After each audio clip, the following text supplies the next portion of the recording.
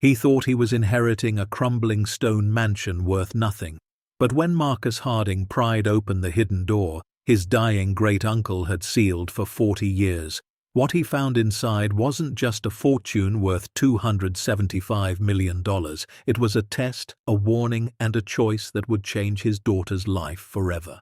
Before we dive into the story, make sure to smash subscribe because tomorrow we have an extra special story for you that will blow your mind.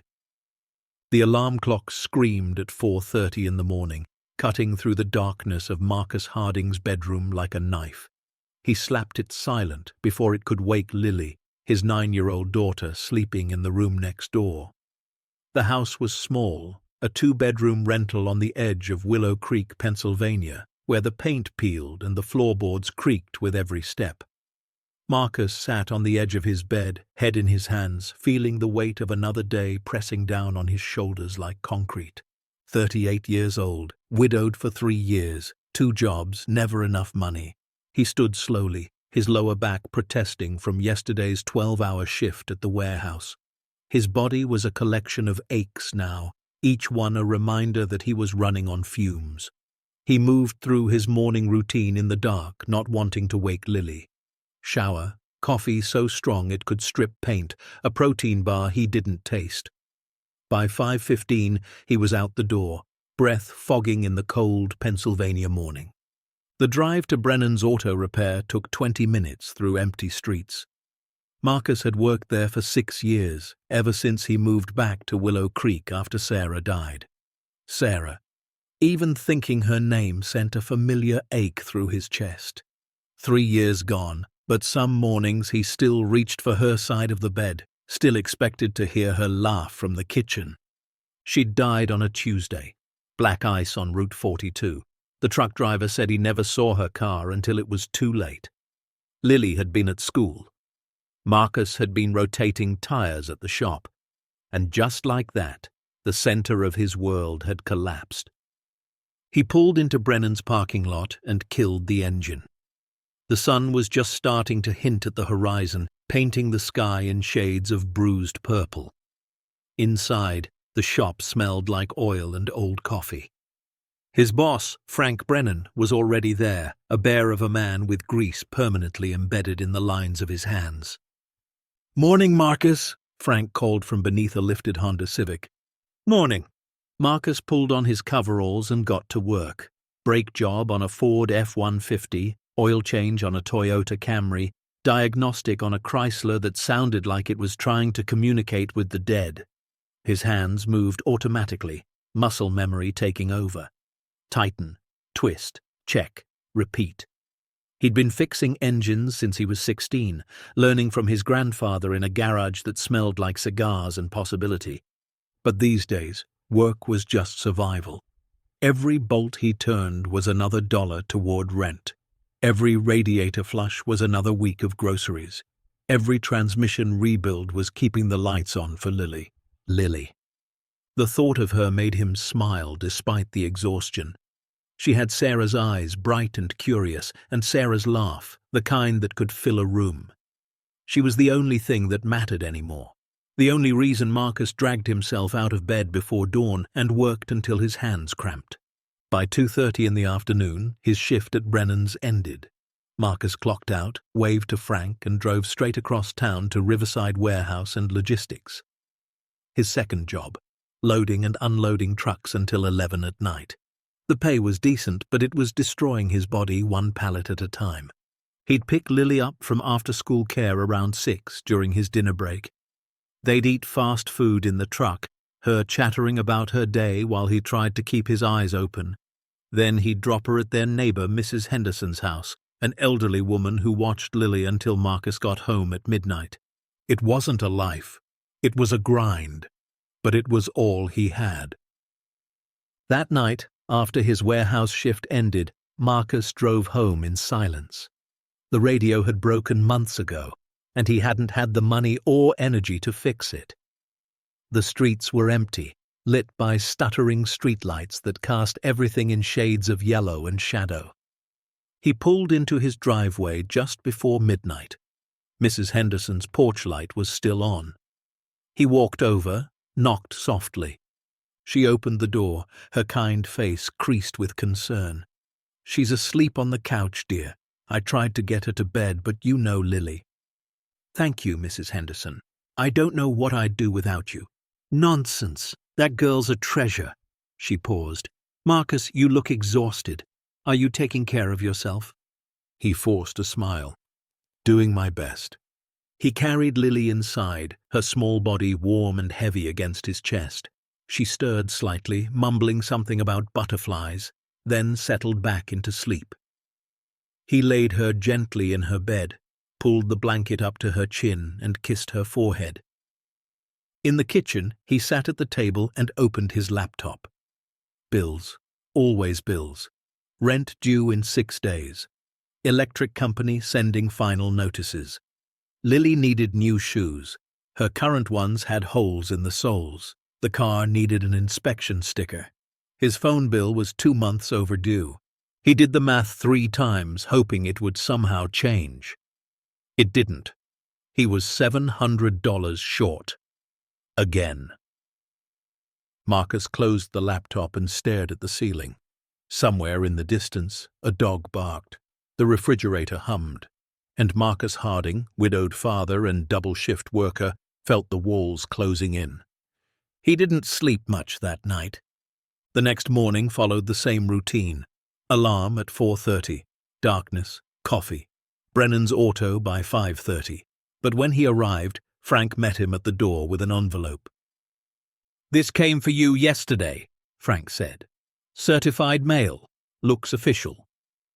Marcus took the envelope, frowning. Certified mail was never good news.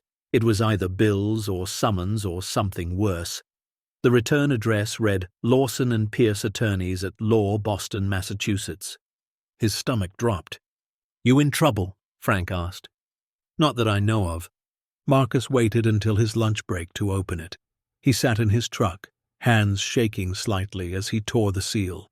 Inside were 3 pages of legal letterhead and language so dense it made his head hurt. He skimmed past the whereas and heretofore until he found the actual message. "Dear Mr. Harding, we represent the estate of Vincent Aldrich Harding, deceased. We are writing to inform you that you have been named the sole beneficiary of Mr. Harding's estate, including all property, assets, and holdings." Marcus stopped reading. Vincent Harding, his great-uncle. He'd only met the man once, maybe twice, when Marcus was 7 or 8 years old. A thin, severe man who'd come to a family reunion and sat in the corner, barely speaking. Marcus's father had called him odd. His mother had called him troubled. After that reunion, Vincent had disappeared from family conversations entirely. And now he was dead. And Marcus was his sole beneficiary. He kept reading. The primary asset is a property known as Thornhill Manor, located in Hadleyville, Connecticut. The estate consists of approximately 42 acres and a main residence built in 1893. We must inform you that the property has been unoccupied since Mr. Harding's death 4 months ago and is in significant disrepair. Additionally, there are substantial back taxes owed on the property totaling approximately $63,000. Given the condition of the property and the associated debts, we recommend you consider signing the attached waiver, which would allow us to liquidate the estate and forward you any remaining funds after debts are satisfied. This would likely amount to between $5,000 and $10,000. If you wish to claim the property directly, please contact our office within 30 days. Marcus read it twice more. A mansion, 42 acres, $63,000 in debt. Frank knocked on his truck window, startling him. "Lunch is over, man. You good?" Marcus nodded, folded the letter, and went back to work, but his mind was spinning. That night, after picking up Lily and dropping her at Mrs. Henderson's, Marcus sat in the warehouse break room during his dinner hour and called the number on the letterhead. A woman answered. "Lawson and Pierce, how may I direct your call?" Yeah, I received a letter about an inheritance. Vincent Harding's estate. My name is Marcus Harding." "One moment, please." Classical music filled his ear. He waited, picking at the sandwich he'd bought from a vending machine. "Mr. Harding?" A man's voice, older, precise. "This is Harold Pierce. I'm the attorney handling your great-uncle's estate. Thank you for calling." "Yeah, I got your letter. I'm a little confused." "Understandable. What questions can I answer?" "Well, first off, I barely knew Vincent. Why would he leave everything to me?" Harold sighed. Mr. Harding was a very private man. He had no children, no siblings, and most of his extended family had either passed or lost contact with him decades ago. You are his closest living relative. We conducted a thorough search. "Okay, and this property, Thornhill Manor, you said it's in bad shape." "That's putting it mildly, Mr. Harding. I visited the property myself 2 months ago.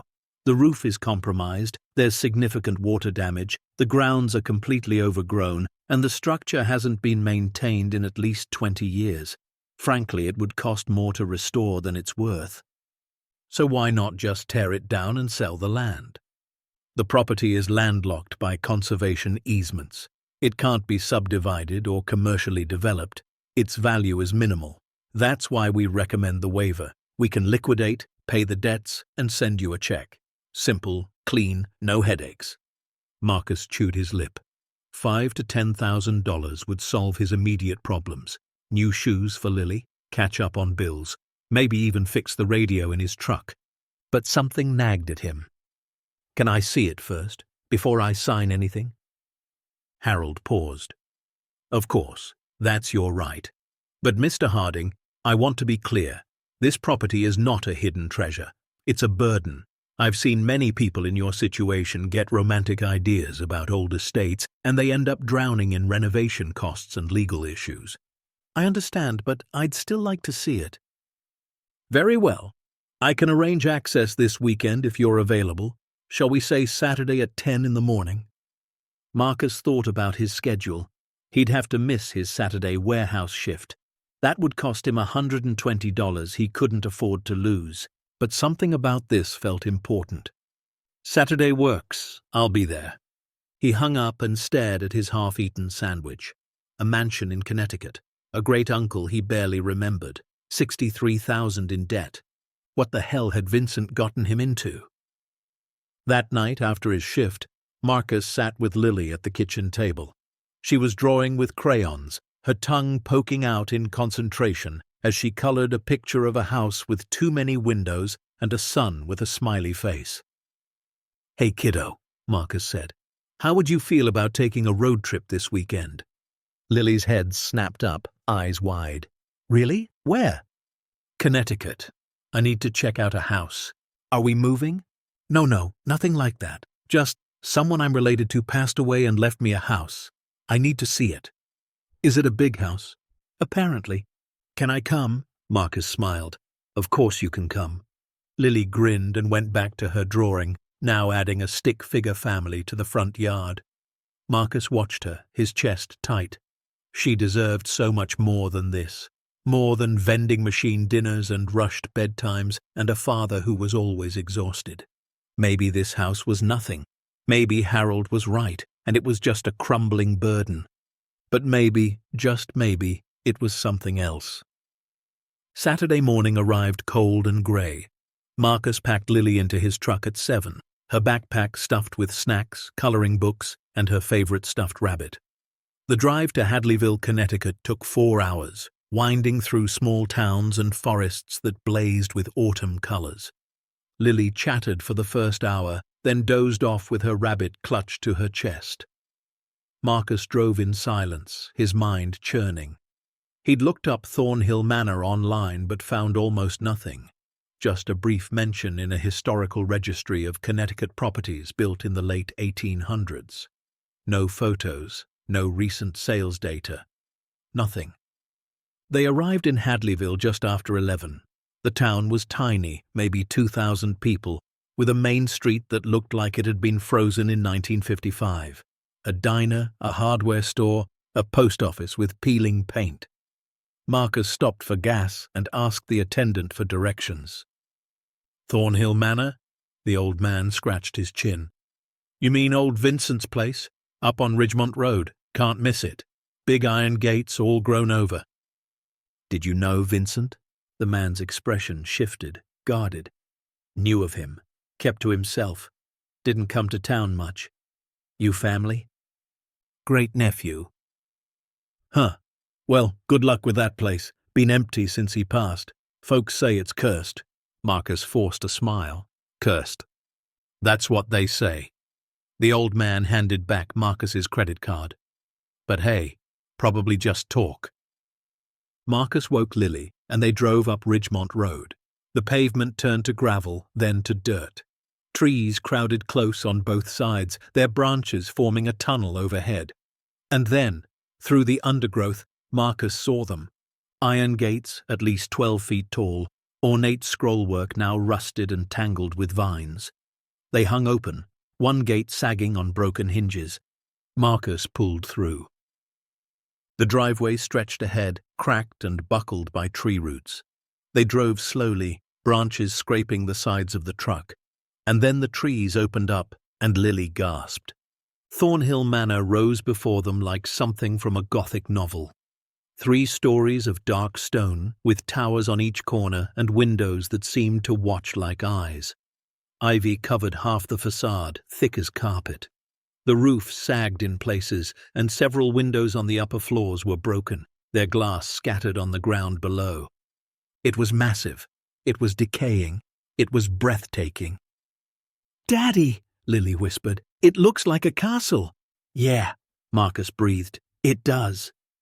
He parked in what used to be a circular driveway, now more weeds than gravel.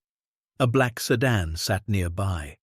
Harold Pierce stepped out, a slim man in his 60s, wearing a suit that seemed absurdly formal for a condemned building. "Mr. Harding," Harold extended his hand. "Right on time." "This is my daughter, Lily." "Hello, Lily. Lovely to meet you." Harold turned back to Marcus. "As you can see, the property is quite expansive. Shall we go inside?" Harold produced a large brass key and approached the front door, a massive oak thing with iron hinges. The lock resisted, then gave with a groan that echoed across the empty grounds. The door swung inward. The smell hit first. Must, decay, and something else, something older. The foyer was vast, with a grand staircase sweeping up to the second floor. A chandelier hung overhead, half its crystals missing, the others coated in dust so thick they looked grey. The walls were panelled in dark wood, and the floor was black and white marble, cracked in several places. "Watch your step," Harold warned.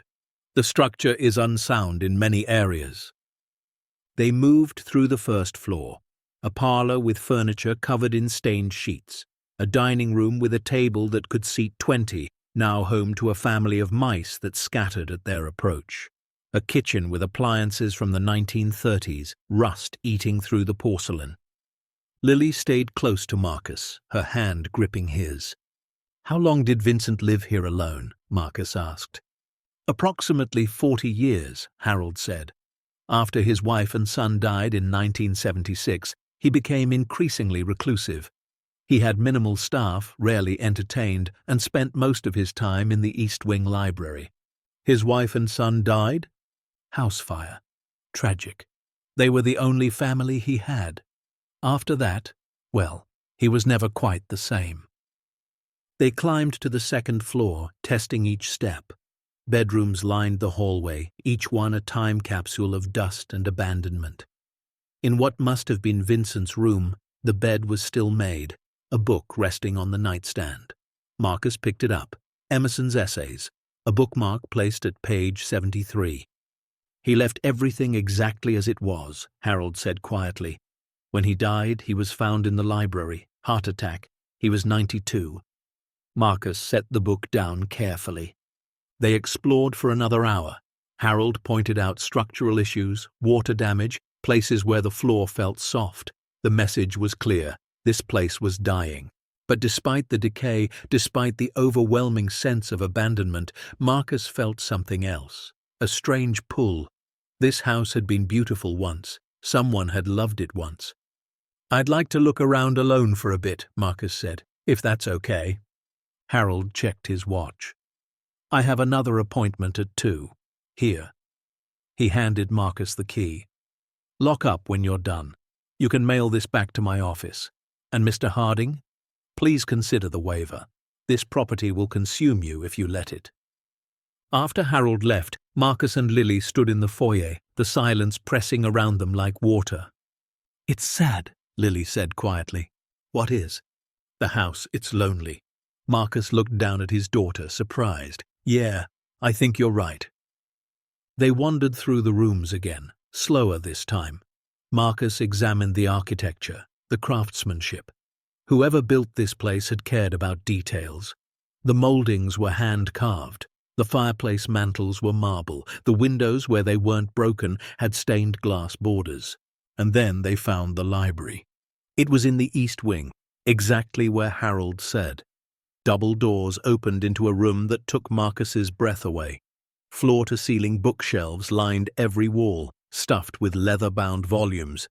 A massive desk sat in the center, papers still scattered across its surface.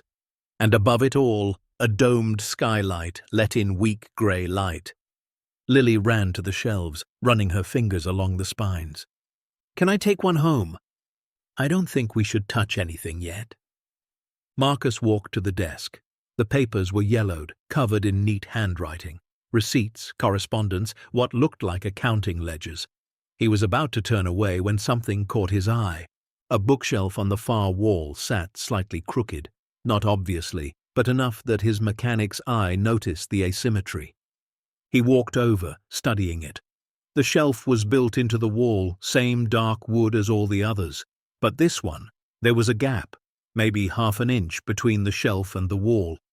Marcus grabbed the edge and pulled. Nothing. He pushed.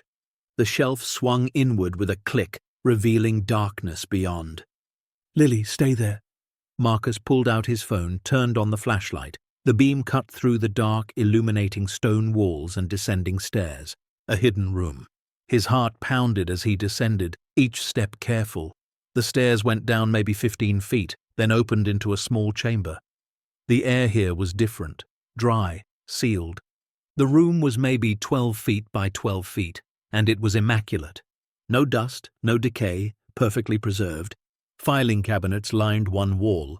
A desk sat against another, and on that desk 3 leather-bound journals. Marcus approached slowly, almost afraid to touch anything. He opened the first journal. Vincent's handwriting, precise and controlled. January 3, 1981. Began acquisition of Rothschild stamp collection. Total investment, $247,000. Secured in Vault Alpha, secondary location. Marcus flipped pages, entry after entry spanning decades. Purchases, acquisitions, investments, stamps, coins, art, rare books, gold, stocks, bonds. Each entry noted an item and a location. Vault Alpha, Vault Beta, North Tower Cache, Cellar Secure Box. Marcus's hands shook as he opened the second journal. More of the same. Hundreds of entries. Millions of dollars in acquisitions. The third journal was different. Personal entries mixed with inventory. They will come for it when I'm gone, one entry read. Family I haven't spoken to in 30 years will suddenly care. Lawyers will circle like vultures. The government will want their cut. But I didn't build this fortune for them. I built it for someone worthy. Someone who understands loss. Someone who knows what it means to keep going when everything falls apart. I've been watching Marcus. Sarah's death nearly destroyed him, but he didn't quit. He works himself to bone for that little girl. He's worthy. He'll know what to do. Marcus had to sit down. His legs wouldn't hold him. Vincent had been watching him, had chosen him deliberately. He turned to the last page of the journal. The final entry, dated 4 months ago, just days before Vincent died. If you're reading this, Marcus, then you found the first room. Good. You're smarter than you give yourself credit for. Everything in this house is exactly where it needs to be. The journals contain the map. Trust no one with this information. They'll come for it. They'll lie, threaten, maybe worse. This fortune isn't a gift. It's a test. Will you be consumed by it, or will you use it for something that matters? Your wife understood what mattered. She tried to teach you. Now it's your turn to teach Lily. Everything is hidden, everything is protected, and everything depends on what you choose to do next. Trust no one. Vincent Aldrich Harding. Marcus sat in the hidden room, his daughter's footsteps creaking on the floor above him, and realized his life had just become infinitely more complicated, and possibly more dangerous. Marcus didn't sleep that night. After locking up Thornhill Manor and driving Lily back to Pennsylvania, his mind wouldn't stop spinning.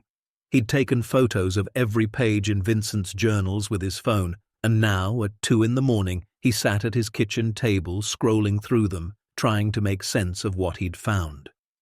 Vault Alpha, secondary location, North Tower cache. Vincent had hidden a fortune throughout the estate, and Marcus was supposed to find it. He zoomed in on one entry from May of 1987.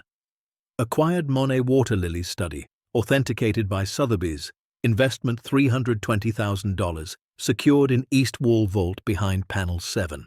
$320,000 for one painting. And that was just a single entry among hundreds. Marcus rubbed his eyes, exhaustion pulling at him like an undertow. He had to be at Brennan's in 3 hours. But his body was wired, adrenaline and disbelief coursing through his veins. He needed help, but Vincent's final words echoed in his head, "Trust no one." The next morning, Marcus called in sick to both jobs. He'd never done that before, not in 6 years at Brennan's and 2 years at the warehouse. Frank sounded concerned on the phone.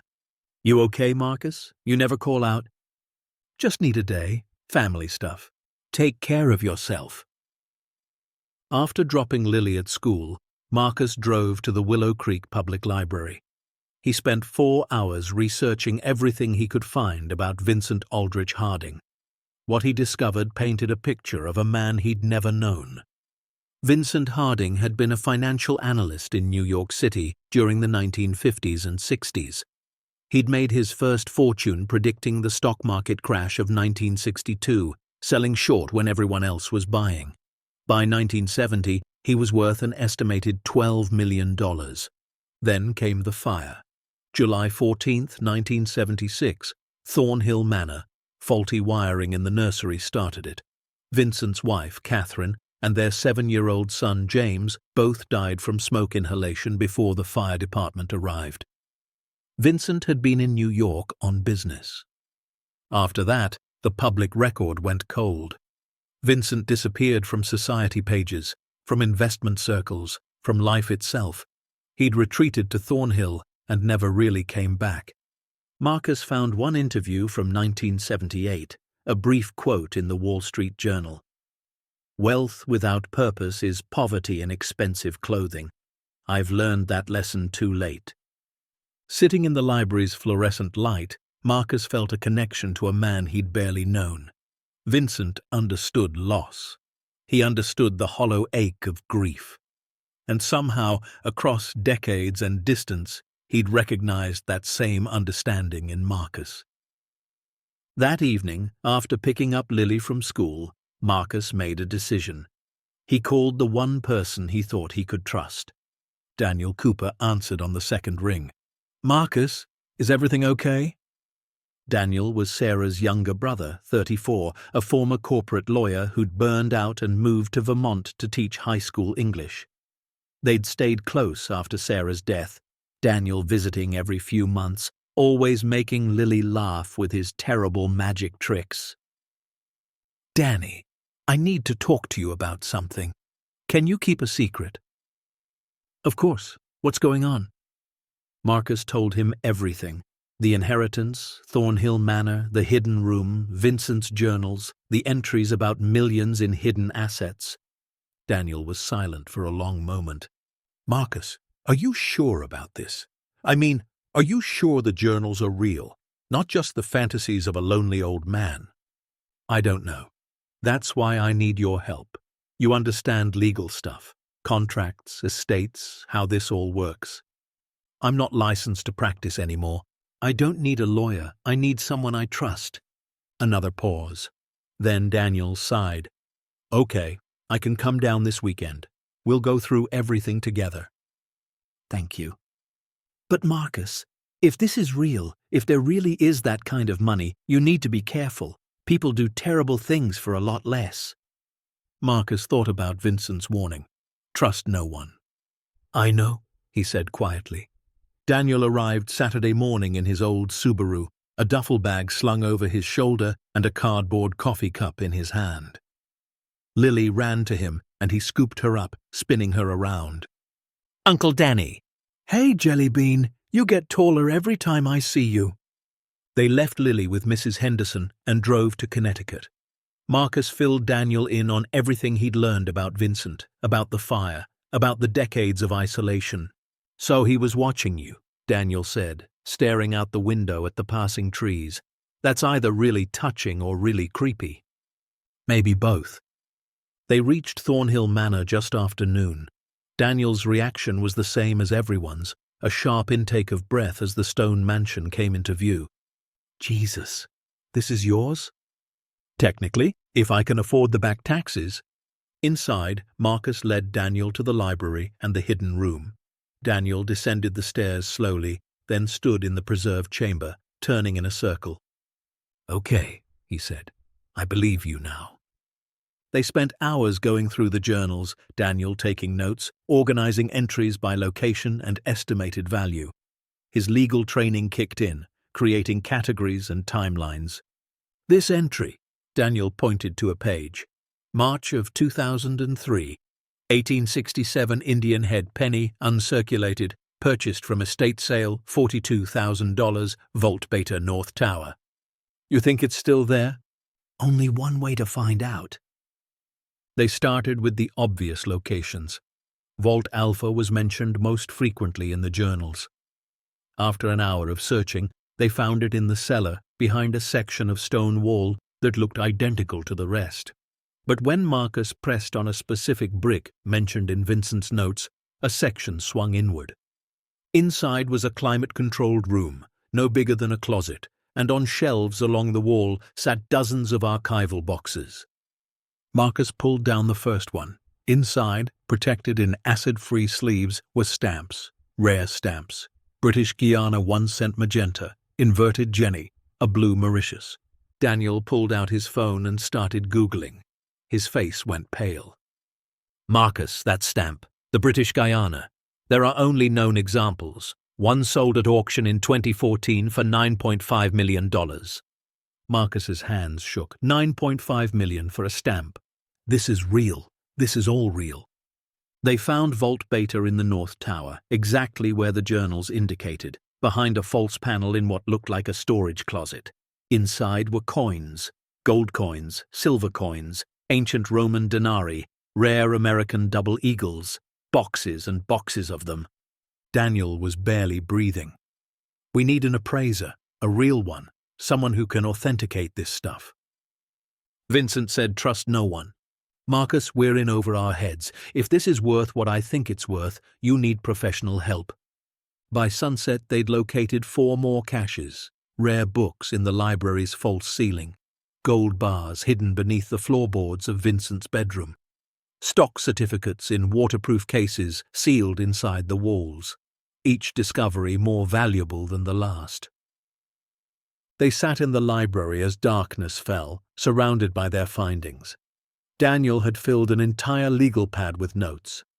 Based on what we've found so far, and assuming Vincent's valuations are accurate, we're looking at minimum $40 to $50 million, and we haven't even searched half the locations mentioned in the journals.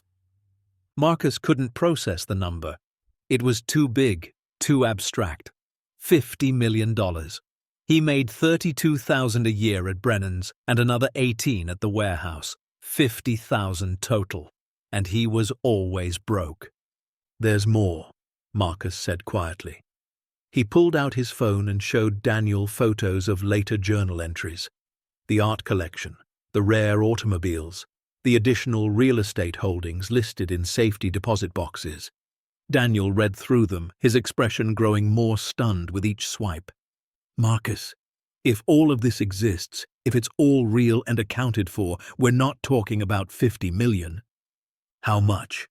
Daniel looked up, and Marcus saw fear in his eyes. Conservatively, 200 million, maybe more. The number hung in the air like smoke. That's not possible, Marcus whispered. Vincent spent 40 years doing this, buying, acquiring, hiding. He was wealthy to begin with, and he was smart. He invested during crashes, sold during booms. He had time and knowledge, and apparently zero interest in spending any of it.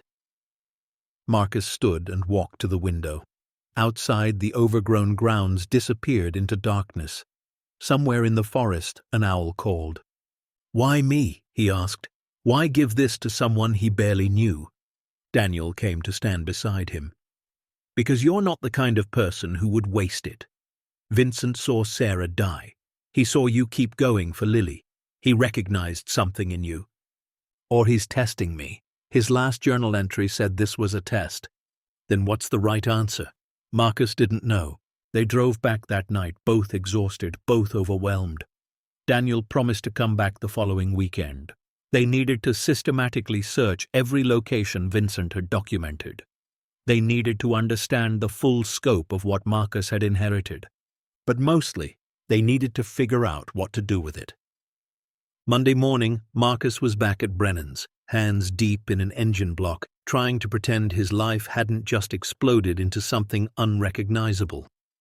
But his mind kept drifting. Stamps worth millions, gold bars, paintings by masters, all hidden in a decaying mansion that legally belonged to him. That afternoon, he got the first sign that things were about to get complicated. A man walked into the shop just before closing. Mid-50s, expensive suit, leather briefcase. He looked out of place among the oil stains and calendars featuring scantily clad women holding wrenches. "Marcus Harding?" the man asked. "Yeah, can I help you?" The man extended a business card. "Lawrence Gilmore, Gilmore & Associates, Estate Litigation. I represent the Harding Family Collective.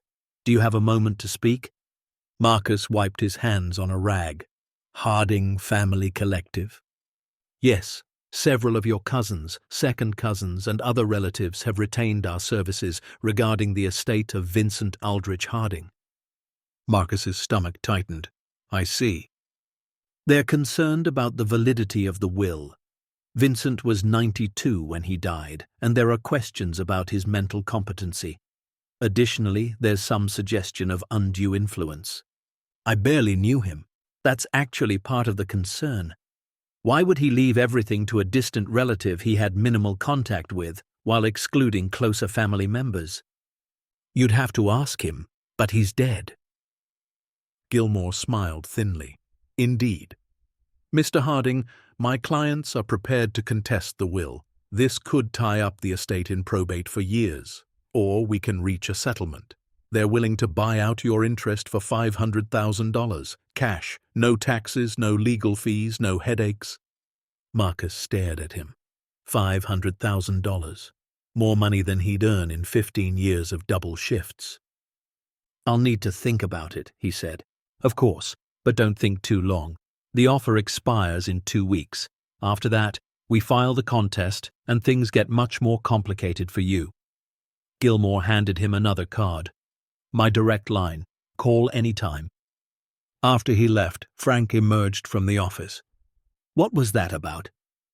"Trouble," Marcus said. That night he called Daniel. "They're already circling," Marcus said. "Lawyer showed up today. Cousins I've never heard of want to contest the will." "Did he threaten you?" "No. Offered me $500,000 to walk away." Daniel whistled. "Which means they think it's worth a lot more. Marcus, if they're moving this fast, they know something. Or they suspect something." "What do I do?" "Don't sign anything. Don't talk to them again without representation. And we need to finish cataloging everything in that house. If this goes to court, you need documentation." Over the next 2 weeks, Marcus and Daniel spent every free moment at Thornhill. They worked methodically, following Vincent's journals like a treasure map. Each location revealed more impossibilities.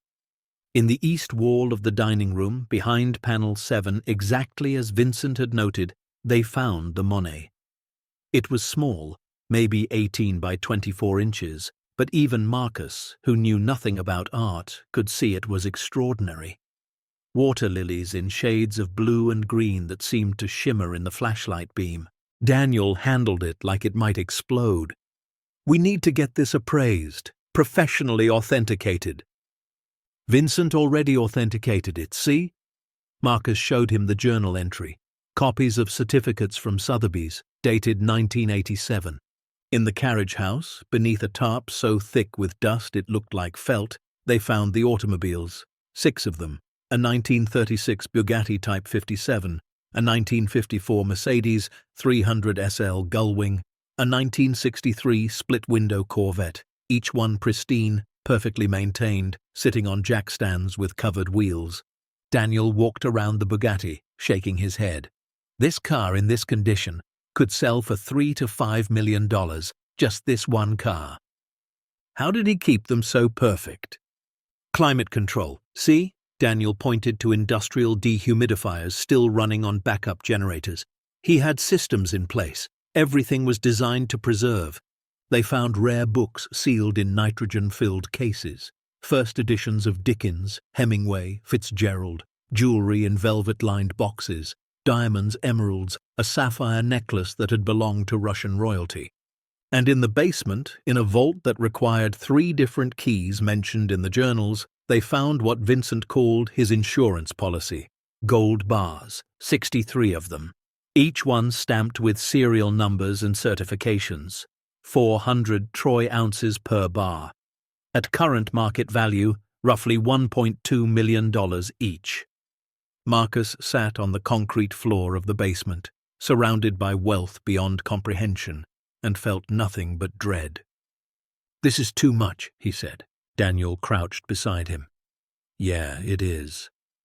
People are going to come for this. The cousins, the government, everyone. Probably. And I'm just a mechanic. I don't know how to protect this. I don't know what to do with it." Daniel put a hand on his shoulder. "That's why Vincent chose you, because you're not the kind of person who sees this and thinks about yachts and mansions. You see it and feel the weight of responsibility. I'd rather just fix cars. Too late for that." They spent another week cataloging. Daniel created a master spreadsheet, cross-referencing Vincent's journals with their physical findings. The numbers climbed. Art collection conservatively valued at $80 million. Rare books and manuscripts, another $45 million. Coins and stamps, $28 million. Gold and precious metals, $62 million. The automobiles, $35 million. Jewelry and gemstones, $18 million. And then there were the stocks and bonds. Vincent had kept physical certificates stored in safety deposit boxes at 6 different banks. Daniel made calls, verified the holdings, another $25 million. The total came to $293 million. Marcus stared at the number on Daniel's laptop screen.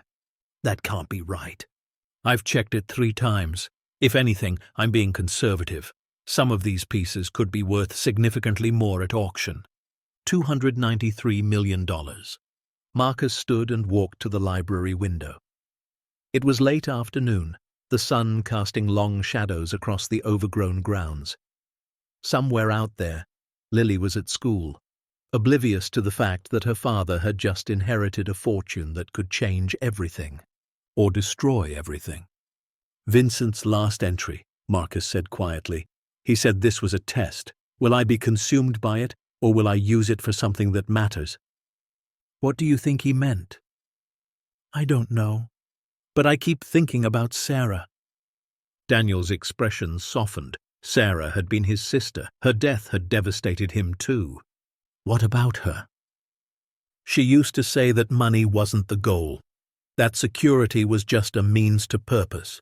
She wanted to help people. She volunteered at the women's shelter, organized food drives, spent her Saturdays at the soup kitchen." Marcus turned to face Daniel. "She tried to teach me that, but I was so focused on paying bills, on surviving, I never really heard her. You were working 2 jobs to take care of your family. That's noble too." "Is it?" Or is it just fear? Fear that if I slow down, if I stop grinding, everything will fall apart. Daniel didn't answer. Vincent gave me this fortune, Marcus continued, but he also gave me a choice. I can take the money and run, sell everything, set up trust funds, live comfortably, or I can do something else, something that matters. Like what? I don't know yet.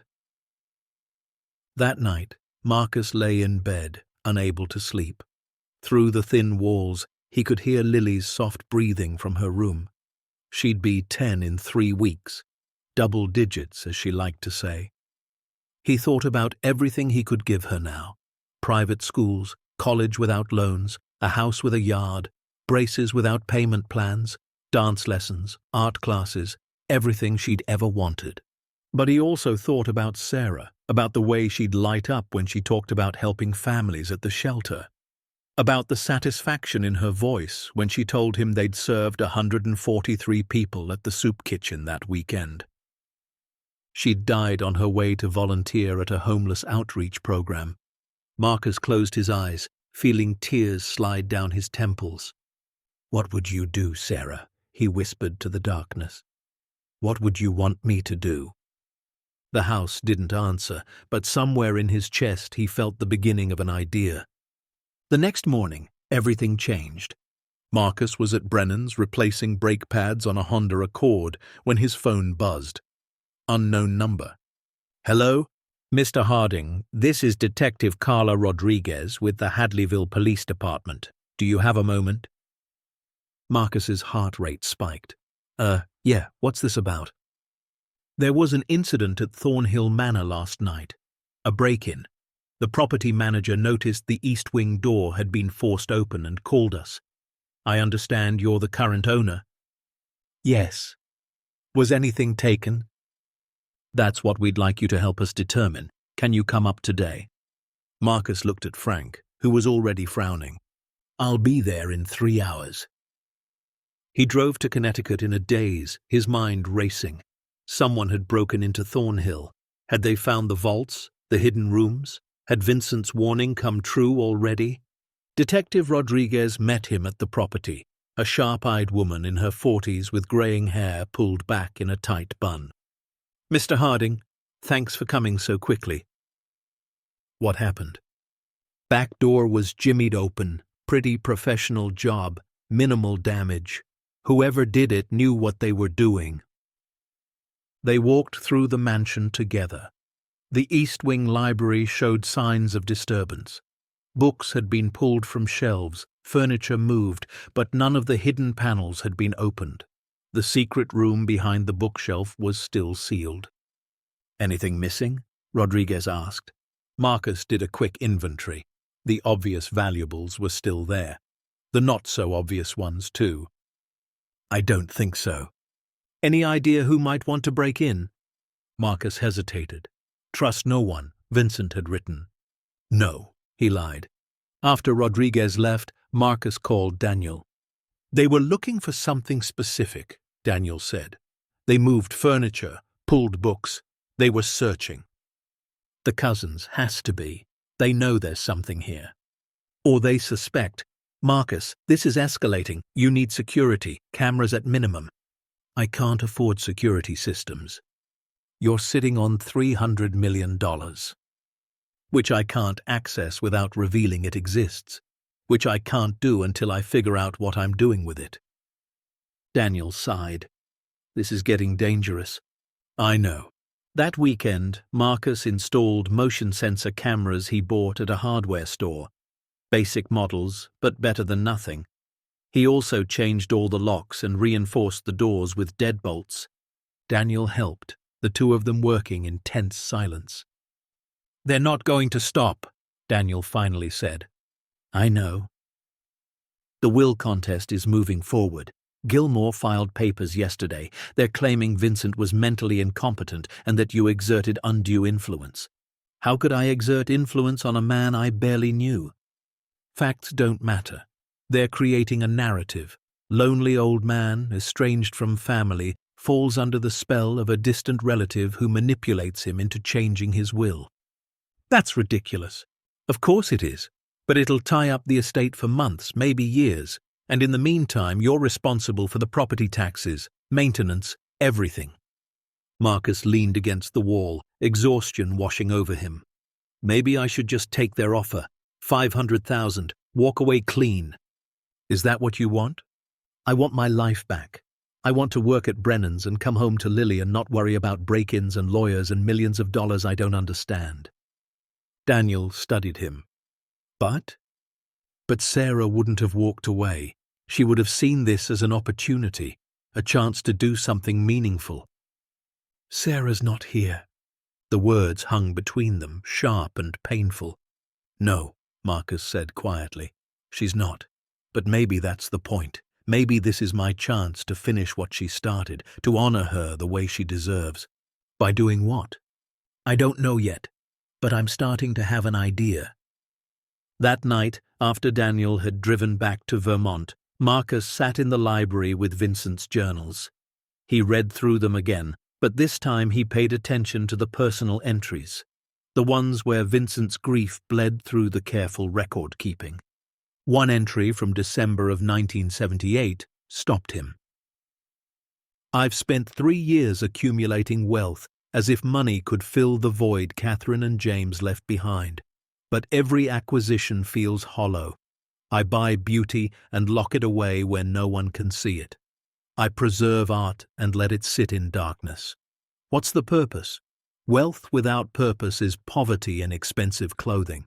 I said that once to a reporter, trying to sound wise. Now I understand it's true. I have everything and nothing. I've become a dragon sitting on a hoard, waiting to die. Marcus read it 3 times. Vincent had understood. He'd known that accumulating wasn't the same as living, that preservation wasn't the same as purpose. And he'd spent the rest of his life trying to find someone who would understand that too, someone who wouldn't be consumed by the fortune, someone who would use it for something that mattered. Marcus closed the journal and looked around the library.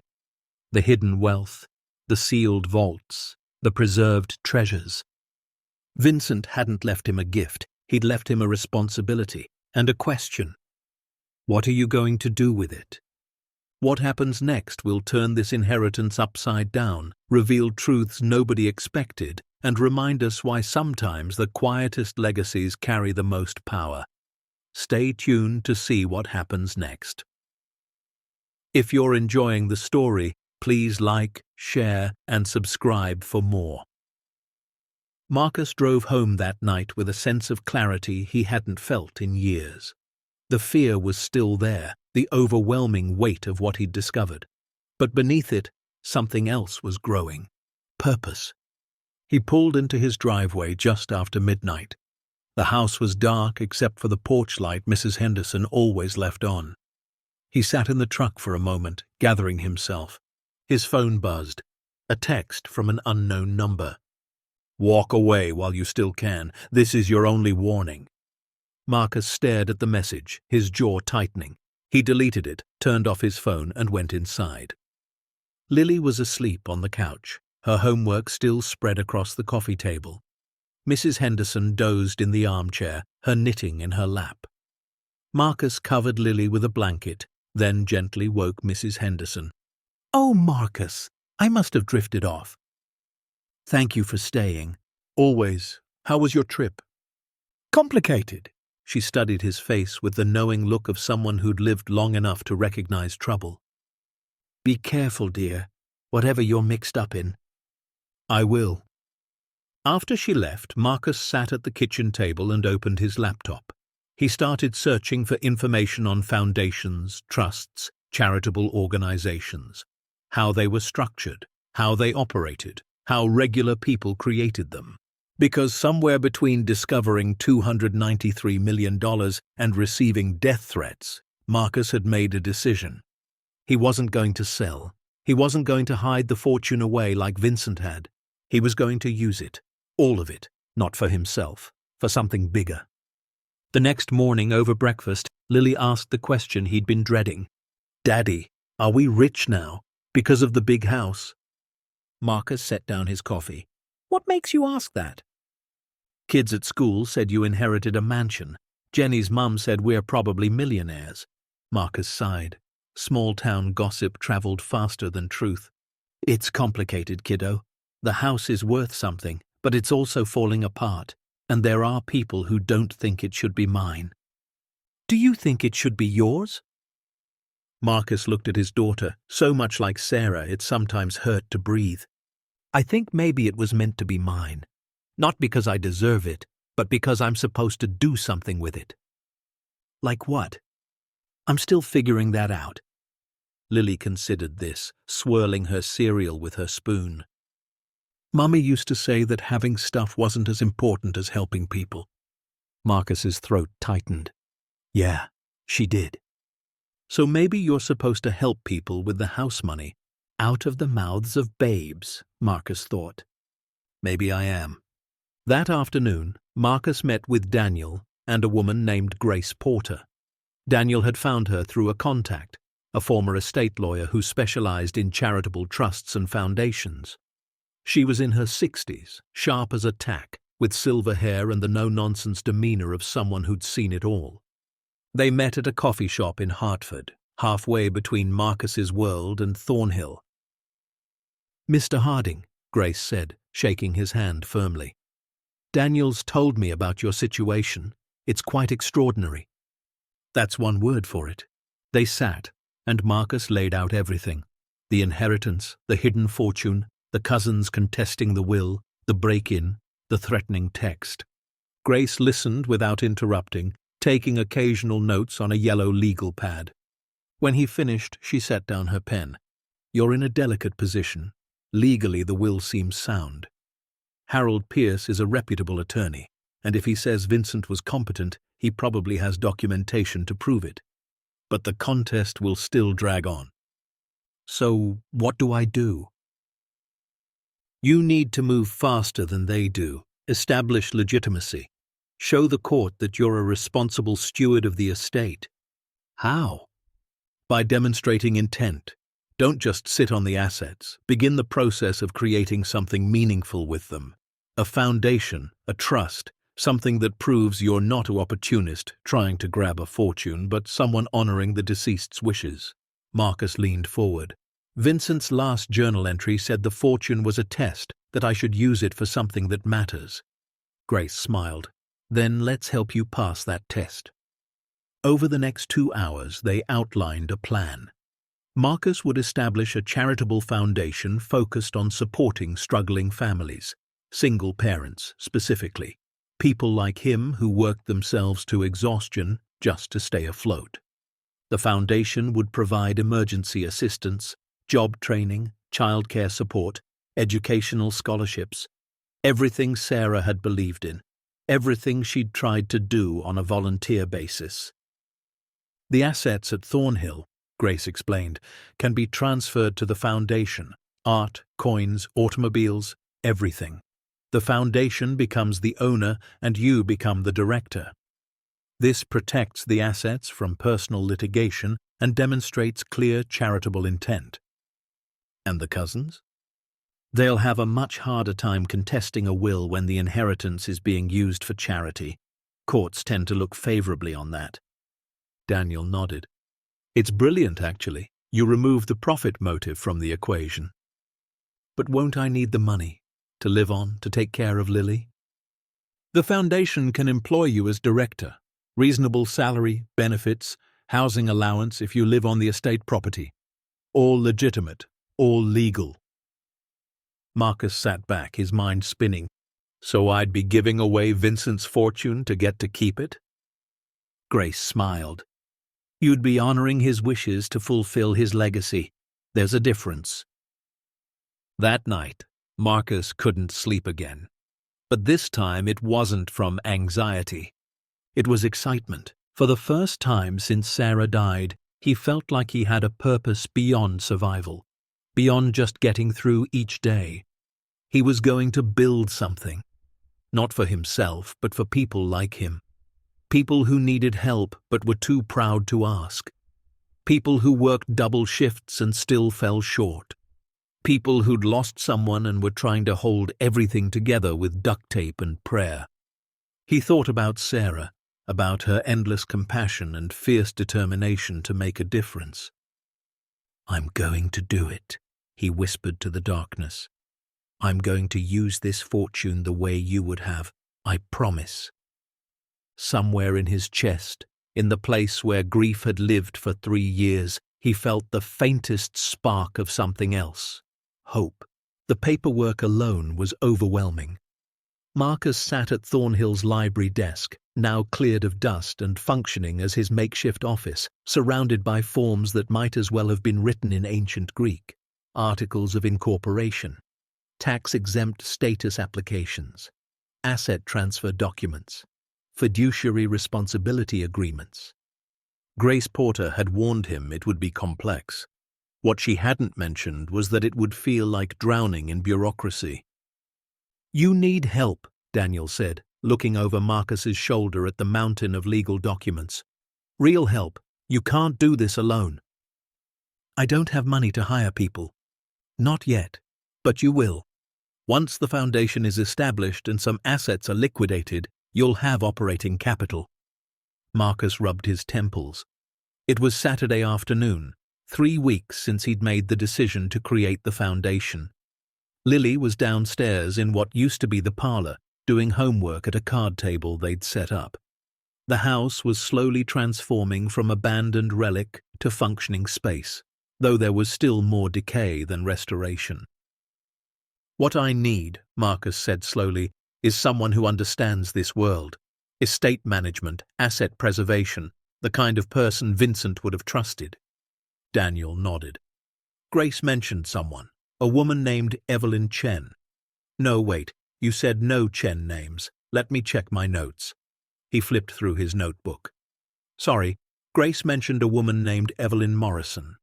She worked as a private estate manager for wealthy families in Connecticut for 30 years, retired 5 years ago." "Why would she help me?" "Because Grace says she's bored out of her mind and misses the work, and because she knew Vincent." Marcus looked up sharply. "She knew him?" "Apparently she managed the estate next to Thornhill back in the 90s. Said Vincent was strange but brilliant. When Grace mentioned your situation, she was intrigued." 2 days later, Evelyn Morrison arrived at Thornhill in a pristine Lexus that looked absurdly out of place on the overgrown driveway. She was 72, with white hair cut in a sharp bob, wearing slacks and a cashmere sweater that probably cost more than Marcus's truck. She walked through the mansion with the practiced eye of someone who'd seen dozens of estates in various states of glory and decline. She ran her fingers along the carved moldings, studied the water damage on the ceilings, examined the foundation in the cellar. Finally, she returned to the library where Marcus waited nervously. "Vincent Aldrich Harding," she said, settling into a chair. "I knew he was eccentric, but I had no idea he was a genius." "You found the vaults?" "I didn't need to. The architecture tells me everything. Climate control system still running after 4 months unoccupied. Sealed rooms, reinforced walls in unusual places. This house was designed to preserve." She looked at Marcus. "And you found what he was preserving?" "Yes, ma'am."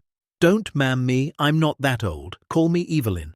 She pulled out a leather notebook. "Daniel gave me the overview.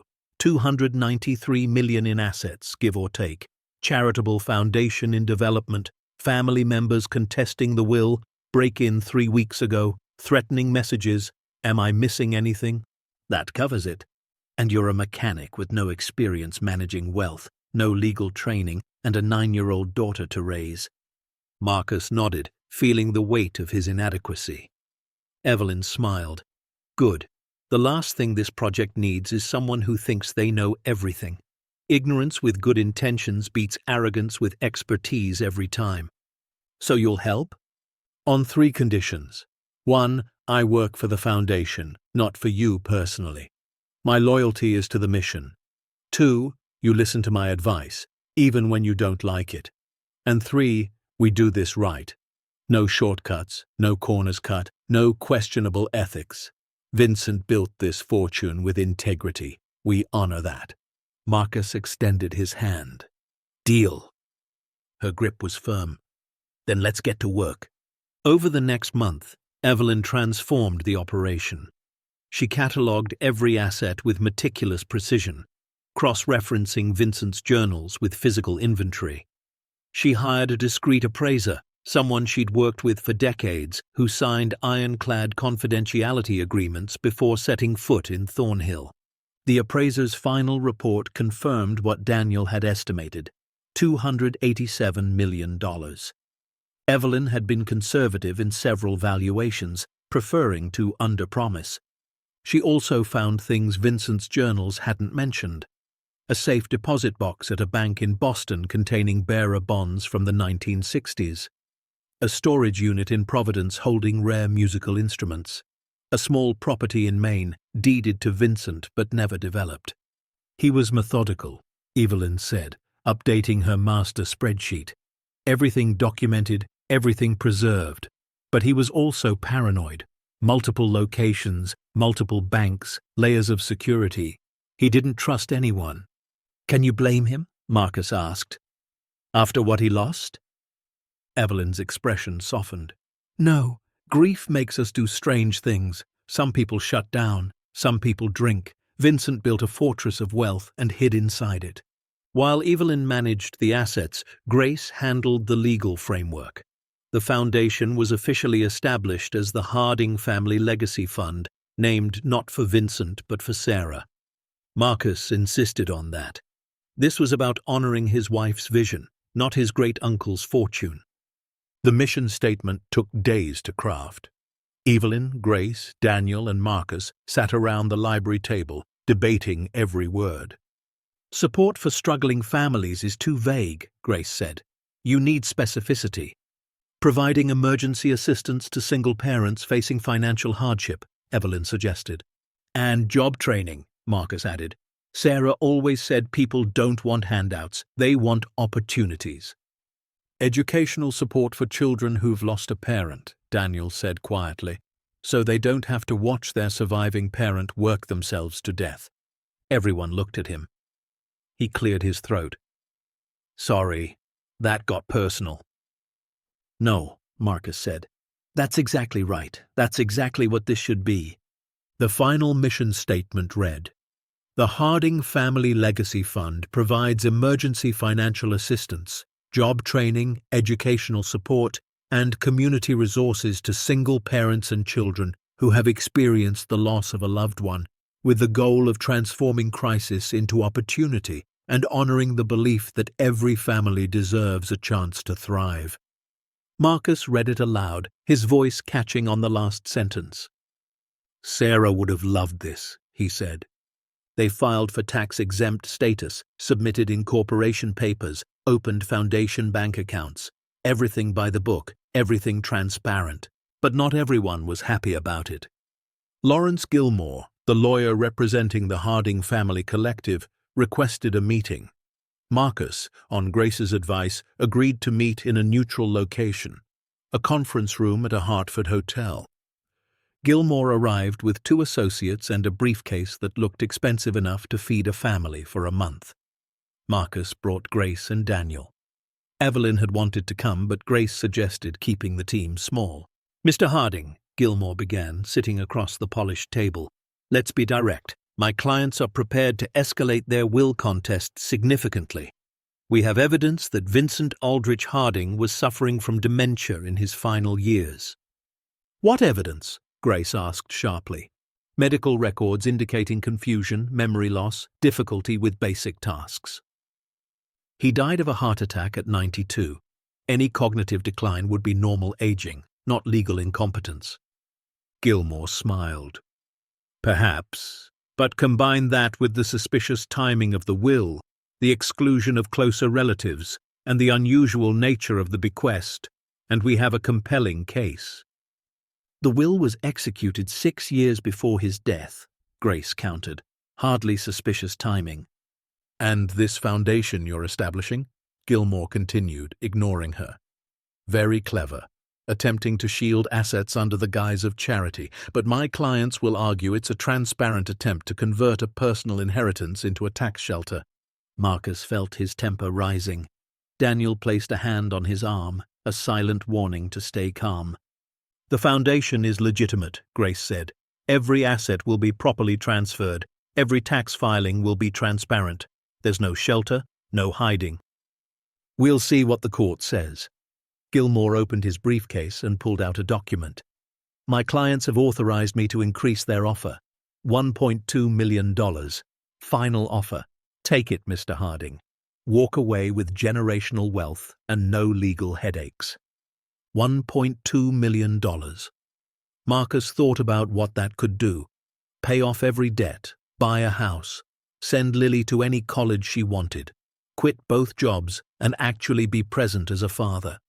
No, he said. Gilmore raised an eyebrow. Excuse me? I said no.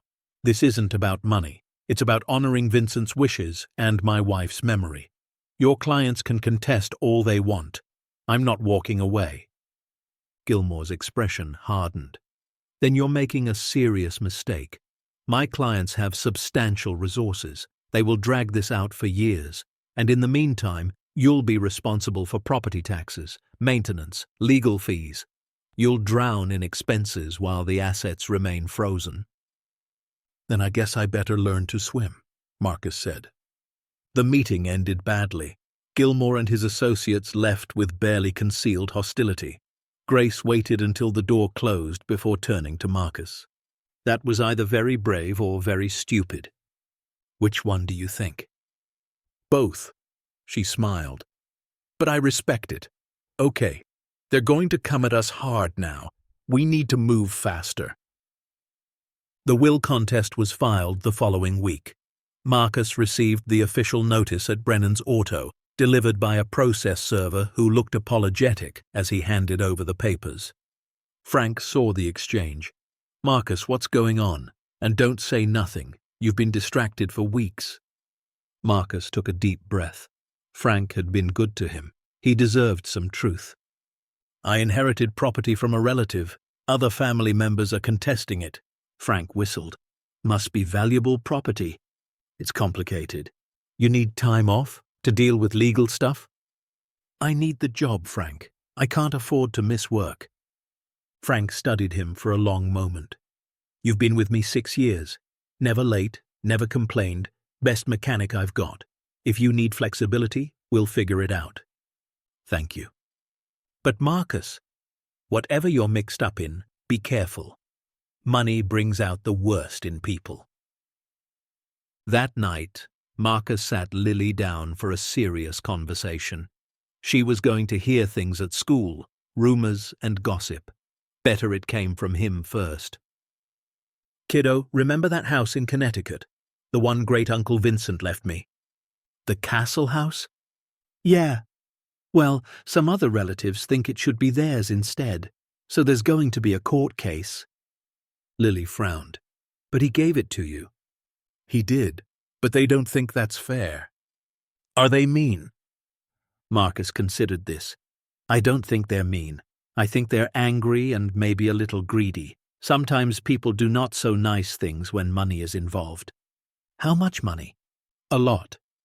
Lily was quiet for a moment, then looked up at him with Sarah's eyes. Mommy used to say money can't buy happy. Your mom was very smart. So what are you going to do with the house money if you win?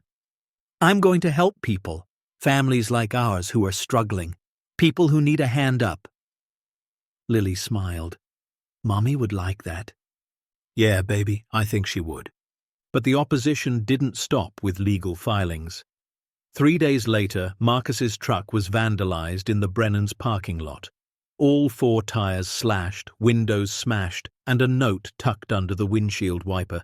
Last warning, walk away! Frank called the police. Marcus filed a report, but he knew it wouldn't lead anywhere. Whoever did this had been careful. No cameras in the lot, no witnesses.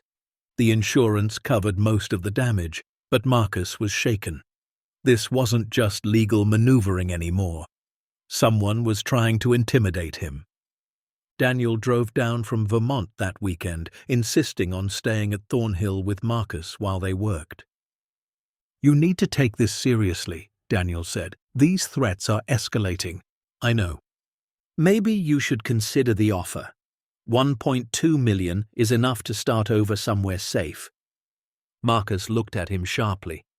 You think I should give up? I think your safety and Lily's safety matters more than any amount of money. This isn't about money. You know that. Then what is it about? Pride? Proving something? It's about doing what's right. Marcus's voice rose. Sarah spent her whole life trying to help people, and I was too busy working to really see it, too tired to understand what she was trying to teach me. Now I have a chance to finish what she started, to build something that matters, and you want me to walk away because someone slashed my tires. Daniel held up his hands.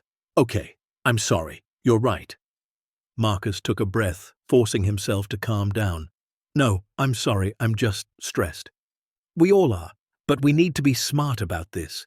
Increase security, install better cameras, maybe hire someone to watch the property. That night, around 2 a.m, the motion sensors at Thornhill triggered. Marcus's phone buzzed with the alert. He pulled up the camera feed. 3 figures moving through the grounds, dark clothes, flashlights. Marcus called 911, then woke Daniel. By the time the Hadleyville police arrived, the figures were gone, but they'd left evidence of their intent. The cellar door had been pried open. They'd been trying to access the vaults. Detective Rodriguez took Marcus's statement, her expression grim. Mr. Harding, this is the second incident at this property. Someone really wants something from this house. I know. Any idea who? Marcus hesitated, then decided on partial truth. I'm in a legal dispute with some relatives over the inheritance. It's possible they're trying to intimidate me. Or gather evidence for their case. If they could prove there are hidden assets, it might strengthen their position. She closed her notebook. I'm going to recommend increased patrols in this area, but honestly, you should consider private security. After she left, Daniel turned to Marcus.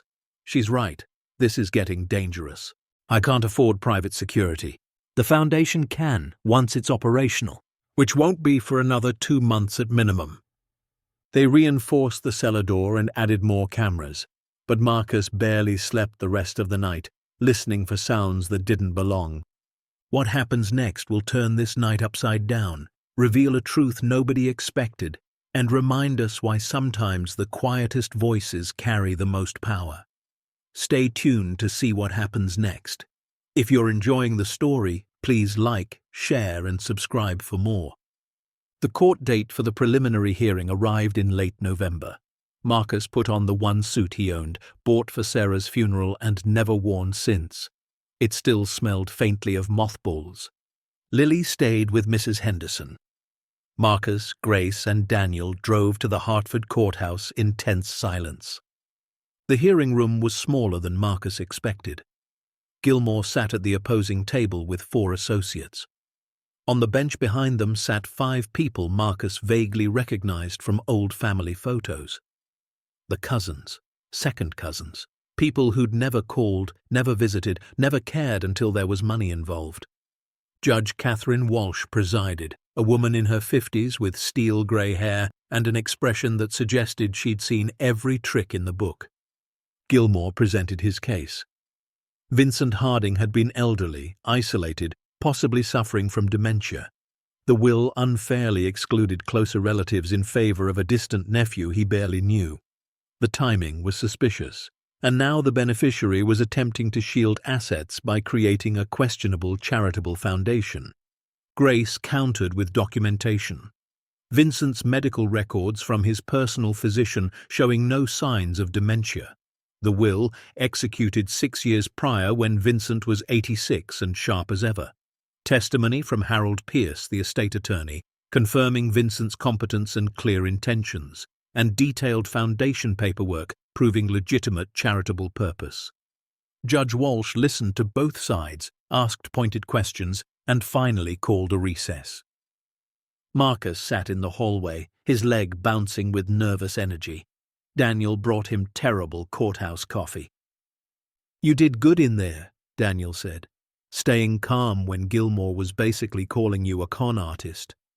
I wanted to punch him. I know, so did I. When they returned to the courtroom, Judge Walsh delivered her preliminary ruling. I've reviewed the evidence presented by both parties. While I understand the concerns raised by the petitioners, I find the will appears valid on its face. Mr. Vincent Harding had legal counsel, was documented as competent at the time of execution, and had the right to distribute his estate as he saw fit. Marcus felt his chest loosen slightly.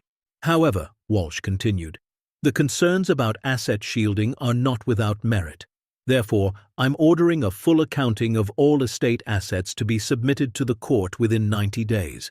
This will be conducted by a court-appointed independent auditor. Additionally, the charitable foundation may proceed, but all asset transfers must be approved by the court until this matter is resolved. Gilmore stood. Your Honor, we request that the assets be frozen entirely until request denied. The foundation may operate, but with oversight. If the accounting reveals any impropriety, we will revisit, but I will not prevent legitimate charitable work based on speculation. She banged her gavel. 90 days, Counselor, make it thorough. Outside the courthouse, Grace was cautiously optimistic. This is good. She didn't freeze the assets. You can proceed with the foundation, just with court oversight. And the accounting? You have nothing to hide, right? Vincent documented everything. We just need to compile it all for the auditor. In 90 days. In 90 days, Grace agreed, which means we have a lot of work to do. The court-appointed auditor arrived at Thornhill 2 weeks later. His name was James Fletcher, a fastidious man in his 40s who wore latex gloves while examining documents and took photographs of everything. Evelyn walked him through the estate, showing him the vaults, the hidden rooms, the carefully preserved assets. She provided copies of Vincent's journals, cross-referenced with her own inventory spreadsheets. Fletcher's expression never changed, but Marcus could see the calculation happening behind his eyes. This was bigger than he'd expected. Mr. Harding, Fletcher said on his third day at the property, I need to ask you directly. Did you have any knowledge of these assets before your great-uncle's death? No, I barely knew him. And you haven't sold anything? Liquidated any assets? Nothing. Everything is exactly as Vincent left it. Fletcher made a note. That's actually remarkable. Most people in your situation would have started selling immediately. I'm not most people. Clearly. Over the next month, Fletcher worked methodically through every room, every vault, every hiding spot. He authenticated paintings, examined coin collections, appraised automobiles. He interviewed Harold Pierce, reviewed medical records, and even tracked down Vincent's former housekeeper, who confirmed the old man had been sharp as a tack right up until the day he died. Meanwhile, Marcus juggled his jobs, Lily's schooling, and foundation work. He was exhausted, running on 4 hours of sleep a night, but he kept moving forward. Then, just before Christmas, everything nearly fell apart. Marcus came home from his warehouse shift to find Lily sitting on the front steps, her backpack beside her, tears streaming down her face. He was out of the truck before the engine stopped. Lily, baby, what's wrong? The kids at school, she sobbed. They're saying mean things, that you're a thief, that you stole someone's house, that we're bad people. Marcus's heart shattered. He pulled her into his arms, feeling her small body shake with crying. Who said that? Jenny's mum. I heard her telling other parents at pickup. She said you tricked an old man and stole his money, and now you're pretending to be a charity to get out of trouble. Marcus closed his eyes, fury and pain warring inside him. Lily, listen to me. None of that is true. Great-uncle Vincent chose to give me his house because he wanted me to help people with it. The cousins are upset because they think it should have been theirs, so they're saying not nice things, but that doesn't make them true. Then why does everyone believe them? Because people like gossip more than facts, and because we live in a small town where everyone knows everyone's business. Lily pulled back, wiping her nose on her sleeve. I hate it here. Marcus had never heard her say anything like that before. His daughter, who'd been so strong after Sarah died, who'd adapted to their cramped rental and frozen dinners and rushed bedtimes without complaint. And now she hated it here. Because of him. Because of this inheritance and the ugliness it had brought into their lives. That night, after Lily finally fell asleep, Marcus sat at the kitchen table with his head in his hands. Daniel had driven down again, sensing crisis. "Maybe they're right," Marcus said quietly. "Maybe I should walk away. This is destroying Lily. She's being bullied at school because of me." "It's not because of you, it's because of them. The cousins spreading lies." "Doesn't matter. The effect is the same. She's miserable." Daniel sat across from him. What would Sarah say right now? Marcus looked up, eyes red. "What? If Sarah were here, what would she tell you to do?" Marcus thought about it, really thought about it. She'd say that doing the right thing is rarely easy, and that temporary pain for lasting good is a trade worth making. There's your answer. But Lily is watching you fight for something bigger than yourself. You think she'll remember the mean kids? Or will she remember her dad standing up for what matters? Marcus didn't have an answer. The next morning, he made a decision. He took Lily to school early and requested a meeting with the principal. He explained the situation calmly and clearly. The inheritance, the will contest, the rumors. "My daughter shouldn't be punished because of adult legal disputes," he said. "If there's any bullying related to this, I need to know it's being addressed." The principal, a kind woman named Mrs. Andrews, assured him she would handle it. "And Mr. Harding, for what it's worth, I've been following your foundation. What you're trying to do, it's admirable." That evening, something unexpected happened. A knock at the door. Marcus answered to find a woman he didn't recognize, maybe 40, holding a casserole dish. "Mr. Harding, I'm Beth Collins. My daughter goes to school with Lily." Marcus tensed, expecting more accusations. "I just wanted to say thank you," Beth continued. "I read about your foundation in the paper, the mission statement. I'm a single mom. Lost my husband 2 years ago to cancer. I work 3 jobs and still can't make ends meet. Knowing someone is building something to help families like mine, it matters. It gives me hope." She handed him the casserole. "This isn't much, but I wanted you to know not everyone believes the gossip. Some of us are rooting for you." After she left, Marcus stood in his doorway, holding the warm dish, feeling something shift inside him. He wasn't doing this for the people who gossiped or the cousins who fought him. He was doing it for Beth Collins and families like hers, for Sarah's memory, and for Lily's future. The fight was far from over, but for the first time in weeks, Marcus felt certain he was on the right path. James Fletcher submitted his audit report to the court on February 8th, 63 days after beginning his investigation. Marcus wasn't allowed to see it before the court did, which meant 3 agonizing days of waiting while Judge Walsh reviewed the findings. Grace called him on February 11th at 6:43 in the evening. Marcus was at the warehouse, stacking pallets, when his phone buzzed. "Marcus, the judge issued her ruling." His heart stopped. "And?" "She's denying the will contest. The audit confirmed everything. Vincent was competent, the will is valid, and the foundation is legitimate. It's over. You won." Marcus sat down on a pallet, his legs suddenly unable to hold him. Around him, forklifts beeped and conveyor belts hummed, but he heard none of it. "Say that again." "You won. The estate is yours. The foundation can proceed without court oversight. Gilmore and his clients have 30 days to appeal, but Grace says they won't. The audit was too thorough. They have no grounds." Marcus closed his eyes. 3 months of fighting, of threats and vandalism and sleepless nights, and his daughter crying on the front steps. And it was over. "Marcus, you still there?" "Yeah, I'm here. I can't believe it." "Believe it. Now comes the real work, turning this fortune into something that matters." That night, Marcus picked up Lily from Mrs. Henderson's and took her to their favorite diner, just the 2 of them, celebrating quietly over burgers and milkshakes. The court said the house is really ours now, he told her. No more fighting. Lily's eyes lit up. So the mean cousins lost? The judge said Great-Uncle Vincent wanted me to have it, and that's what matters. Good. Because I read about the foundation online. On your website that Uncle Danny made. It sounds really cool. Marcus blinked. You did? Yeah, Mrs. Henderson showed me. It says you're going to help families like ours. Families where someone died and everything got hard. Marcus's throat tightened.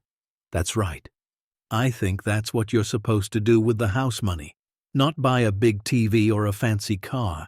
Help people like Miss Beth who brought us the casserole. Marcus reached across the table and took his daughter's hand. When did you get so wise? Lily grinned, Sarah's smile on her face. I had a good teacher. Mommy taught me before she died, and you're teaching me now. Driving home that night, Marcus felt something he hadn't experienced in 3 years. Not just hope or purpose, but peace. The kind that comes from knowing you're exactly where you're meant to be. The next morning, Evelyn called an official foundation meeting at Thornhill. Marcus, Daniel, Grace, and a new addition, a woman named Patricia Hayes, who Evelyn had recruited as the foundation's operations director. Patricia was 58, formerly ran a non-profit in Boston, and had the organized efficiency of someone who could manage chaos without breaking a sweat. They gathered in the library, which had been fully restored over the past month. The books were catalogued, the desk refinished, the windows repaired. It looked like a functioning office now, not a tomb. Let's be clear about what we're building, Evelyn began, standing at the head of the table. This isn't a charity that writes checks and calls it a day. We're creating comprehensive support systems for families in crisis. Patricia pulled up a presentation on her laptop. I've drafted a 3-tier assistance model. Tier 1 is emergency relief, immediate financial help for rent, utilities, food, medical bills. Families apply. We verify need. We provide funds within 48 hours. How do we verify need without being invasive? Marcus asked. Basic documentation, pay stubs, bills, proof of loss. We're trusting people. If someone needs help badly enough to ask for it, we believe them. Marcus nodded. Sarah would have approved of that. Tier 2 is job training and education, Patricia continued. We partner with local community colleges and vocational schools. We cover tuition, books, childcare while parents attend classes. We're not just giving them fish, we're teaching them to fish. And Tier 3? Daniel asked.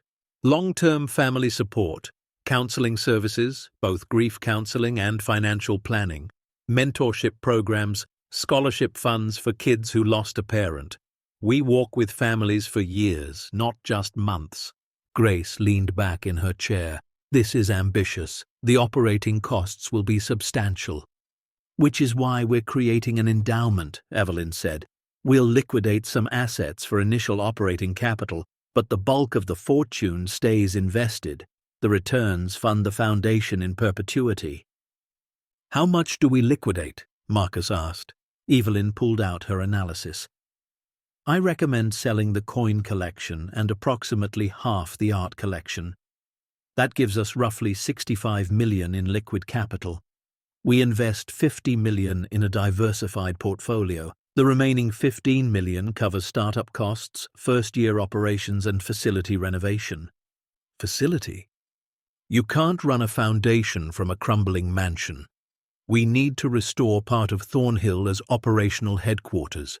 Offices, meeting rooms, a community center where families can access services.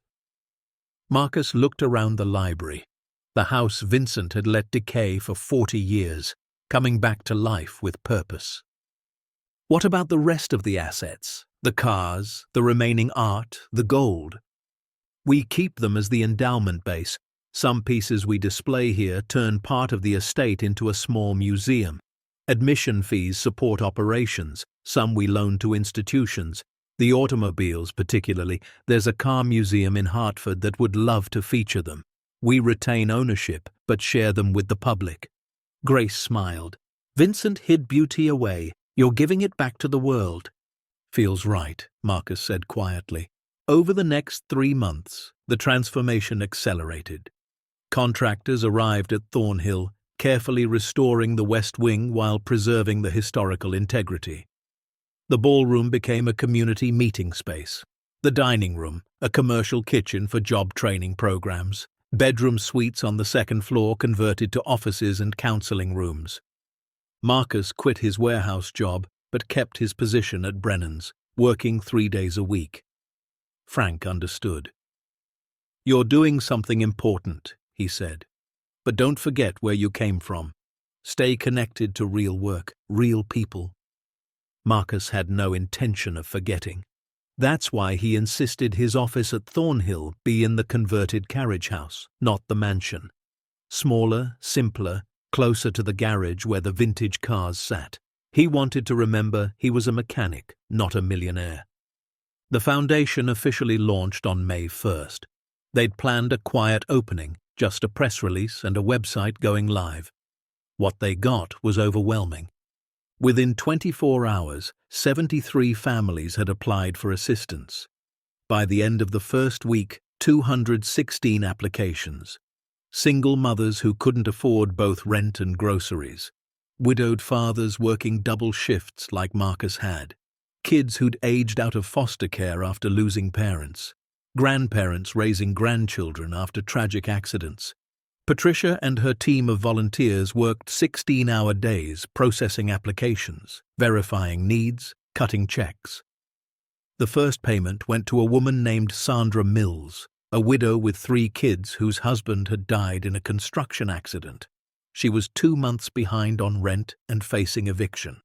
The foundation paid her back rent and gave her 3 months' advance.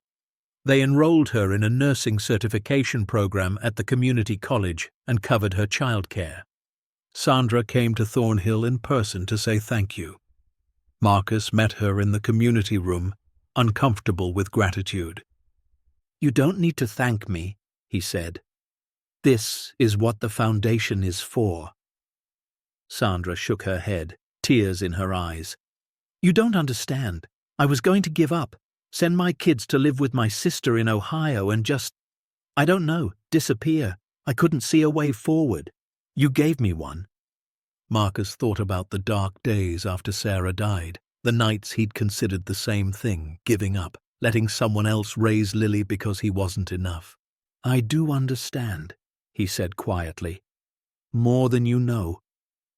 By summer, the foundation had helped 89 families.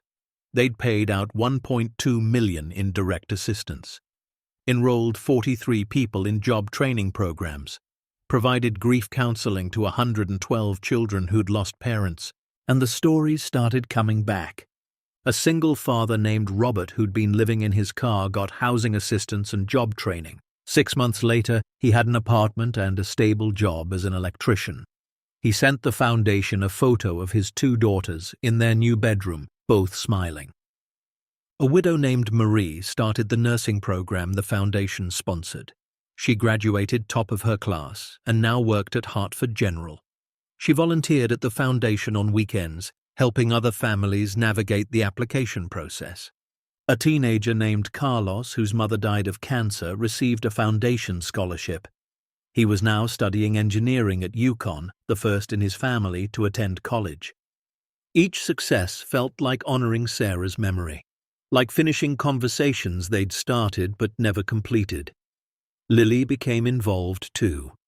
On Saturdays, she'd come to Thornhill and help in the community kitchen, serving meals to families using foundation services. She'd play with younger kids while their parents met with counselors. She'd organize donated clothes in the resource room. One afternoon, Marcus found her sitting on the front steps of Thornhill with a little girl about 7 years old. Both had juice boxes. Both looked serious. "What are you two talking about?" Marcus asked. The little girl looked up. "Lily says her mommy died too, like my daddy." "That's right. And she says it's okay to be sad, but also okay to be happy sometimes." Lily nodded solemnly. "You can be both. Sad because you miss them and happy because you remember good stuff." Marcus's chest tightened. His 9-year-old daughter, counseling another grieving child with wisdom beyond her years. Later, after the little girl's mother collected her, Marcus sat beside Lily on the steps. You were really good with her. She was scared. I remember being scared. You still are sometimes, aren't you? Lily nodded. Especially at night. I worry you'll die too and I'll be alone. Marcus pulled her close. I'm not going anywhere, and even if something happened to me, which it won't, you'd never be alone. Uncle Danny, Mrs. Henderson, Miss Evelyn, all the people here. You're surrounded by love. Is that what this place is? Love? Marcus looked up at the mansion, at the windows glowing warm in the evening light, at the people moving inside, helping and being helped. Yeah, kiddo, I think it is. By October, the Foundation's impact was undeniable. Local media ran features. A Hartford newspaper called it the most innovative approach to poverty relief in Connecticut. A non-profit journal requested an interview with Marcus about the model. He declined most media requests. This wasn't about him. But he did agree to one interview with a small community radio station because they promised to focus on the families being helped, not the fortune funding it. The host, a woman named Keisha, asked the question Marcus had been expecting. Mr. Harding, you inherited roughly $300 million. You could have kept it, lived in luxury, never worked another day. Why give it away? Marcus thought about Vincent's last journal entry, about Sarah's endless compassion, about Lily learning to help others despite her own pain. Because wealth without purpose is just numbers in an account, he said. My wife understood that. She spent her life helping people with nothing but her time and heart. Now I have resources she never had. Not using them to continue her work would be the real waste. Do you see this as her legacy? I see it as our legacy, hers and mine and my daughter's. And honestly, my great-uncle Vincent's too. He built this fortune, but he knew it needed the right person to unlock its purpose. I'm just trying to be that person. The interview aired on a Tuesday evening. By Wednesday morning, donations started arriving. Small amounts mostly, $20 here, $50 there. People who'd heard the story and wanted to be part of it. One envelope contained a check for $5 and a note written in shaky handwriting. I'm 83 years old on a fixed income. This is all I can spare. But your foundation helped my granddaughter after my son died. You gave her hope. This is my thank you. Marcus pinned the note above his desk, next to a photo of Sarah. In November, something unexpected happened. Lawrence Gilmore called. Mr. Harding, I'd like to request a meeting, not as opposing counsel. I'm no longer representing the Harding family collective. They fired you? I resigned. After the audit, after seeing what you're building, I couldn't in good conscience continue fighting it. They met at a coffee shop in Hartford. Gilmore looked different without his expensive suit, tired, older. I owe you an apology, he said. I was doing my job, representing my clients, but somewhere along the way, I stopped asking if what I was doing was right. I was just focused on winning. What changed? My daughter. She's a single mother, struggling. I've been so focused on billable hours and big cases that I didn't notice she could barely afford groceries. He stirred his coffee without drinking it. She applied to your foundation, got approved. When she told me, when I realized the organization I'd been trying to destroy was now helping my own daughter, it hit me. I'd lost perspective. Marcus didn't know what to say. Anyway, Gilmore continued, I wanted you to know that not everyone who opposed you was evil. Some of us were just misguided, and some of us are grateful you didn't give up. After he left, Marcus sat in the coffee shop for a long time, thinking about the strange journey that had brought him here. From a mechanic barely scraping by to the director of a foundation changing lives. From a widower drowning in grief to a father showing his daughter what purpose looks like. Thanksgiving arrived cold and clear. Marcus and Lily spent the morning at Thornhill, serving meals to foundation families. Over 100 people came through, eating turkey and stuffing in the restored dining room, laughing and sharing stories. Beth Collins was there, the woman who'd brought the casserole months ago. She'd completed a medical billing certification through the foundation and now had a full-time job with benefits. Sandra Mills came with her 3 kids, all dressed up and smiling. Her nursing program was halfway complete. Robert, the father who'd lived in his car, brought his daughters. They gave Lily homemade thank-you cards with drawings of the mansion. After everyone had eaten and left, after the cleanup was done, Marcus and Lily sat in the library. The fire crackled in the restored fireplace. Outside, the first snow of the season began to fall. "Daddy, can I ask you something?" Lily said. "Always. Do you think Mummy knows about all this? About the foundation and the people we're helping?" Marcus pulled her onto his lap, even though she was getting too big for it. "I don't know, baby. I'd like to think she does." "I think she does, and I think she's proud of you." "Of us," Marcus corrected. "This is us together, Team Harding." Lily smiled and rested her head against his chest. Team Harding saves the world. One family at a time. That night, after Lily was asleep, Marcus walked through the quiet mansion. He ended up in the hidden room where he'd first found Vincent's journals. The space was different now, converted to a small museum displaying some of the collection. The journals sat in a climate-controlled case, open to significant pages. Marcus stood in front of the final entry, Vincent's words, written days before his death. "Everything depends on what you choose to do next." "I chose right," Marcus whispered to the empty room. "I hope you can see that." December brought the Foundation's 6-month review. Evelyn presented the numbers to the board, which now included Grace, Daniel, Patricia, and 3 community representatives. "We've assisted 147 families directly," Evelyn reported, "dispersed $3.8 million in emergency aid, enrolled 68 individuals in job training programs with an 83% completion rate, provided counseling services to 239 children and adults, and our endowment, through careful investment, has grown by 7% despite our expenditures." "Sustainability?" Grace asked. "We can maintain current service levels indefinitely. The endowment generates enough return to cover operations and continue growing. If anything, we could expand services." Patricia raised her hand. "I'd like to propose expanding to Western Massachusetts. We're getting applications from there. Families who've heard about us and are traveling hours for help." The board voted unanimously to approve expansion planning. Afterward, Daniel pulled Marcus aside. "You realize what you've built here? In 6 months, you've created something most nonprofits spend decades developing. We had a head start. $300 million helps. It's not the money. Plenty of foundations have money and accomplish nothing. This works because you understand the people you're helping. You've been them."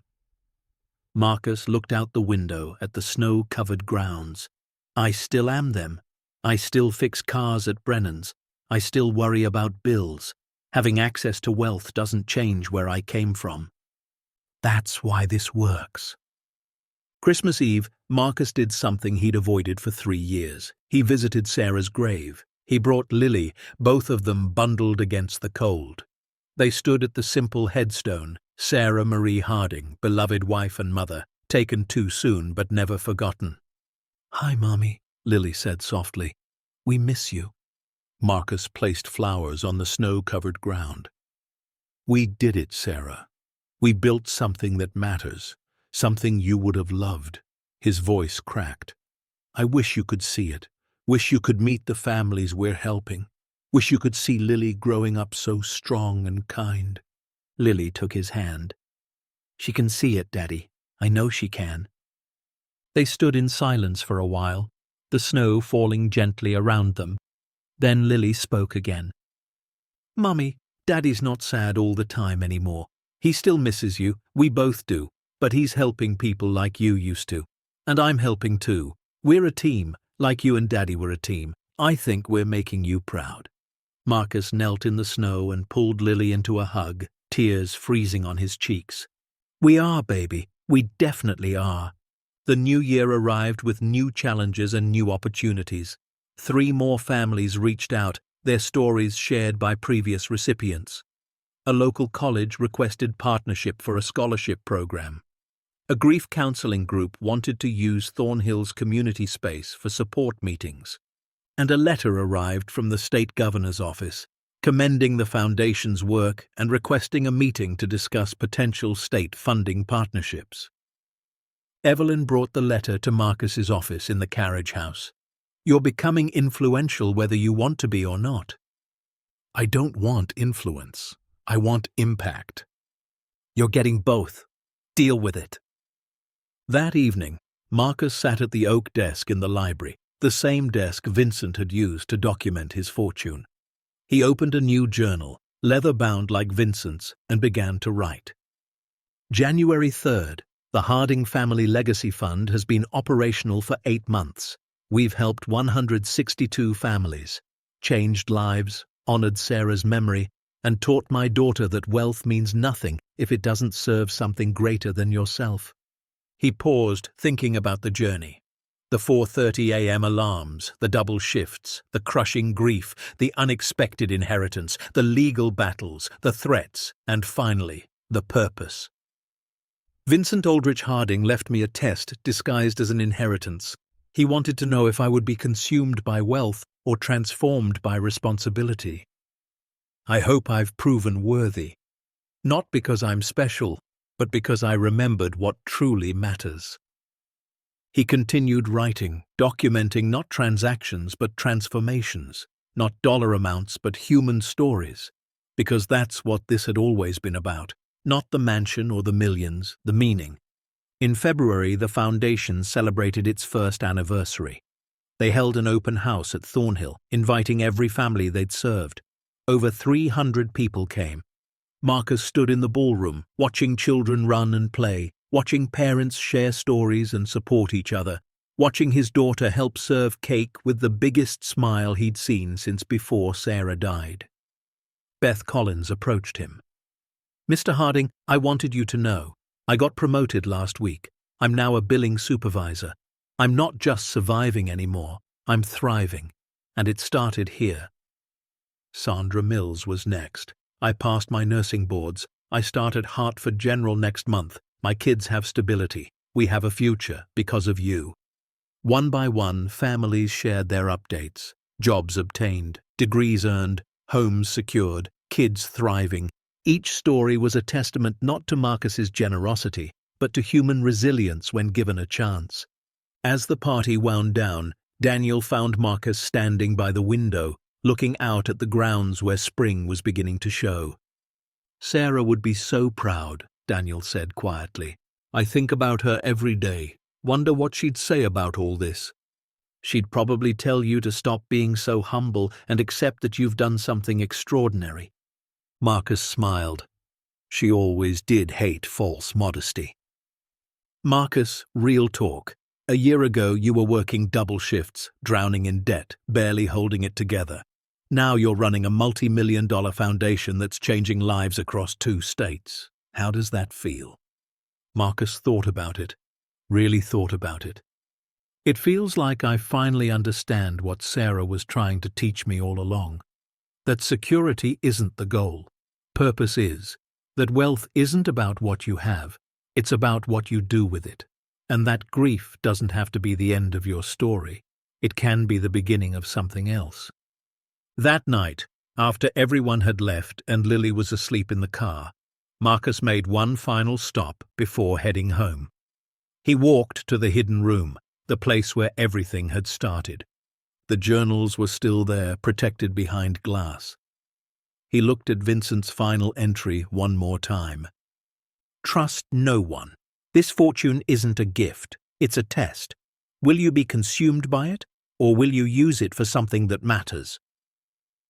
Marcus pressed his hand against the glass, as if reaching across time to shake the hand of a man he'd barely known but had come to understand completely. "I passed your test, Vincent," he whispered. "I wasn't consumed. I was transformed. And I promise you, this fortune will keep changing lives long after I'm gone, just like you planned." He turned and walked out of the hidden room, closing the door behind him. He didn't need to visit it anymore. Vincent's test was over. Now came the real work, the lifetime of work, using wealth to create purpose. Turning inheritance into impact, transforming grief into grace, because Marcus Harding had learned what Vincent spent 40 years trying to teach. What Sarah had known all along. What Lily was now learning by watching her father. That money couldn't buy happiness, but purpose could build it. And sometimes the greatest fortune wasn't what you inherited. It was what you chose to do with it. Anyone can inherit wealth, but not everyone inherits wisdom. True legacy isn't measured in dollars, but in lives changed, families restored, and the courage to choose purpose over comfort every single time.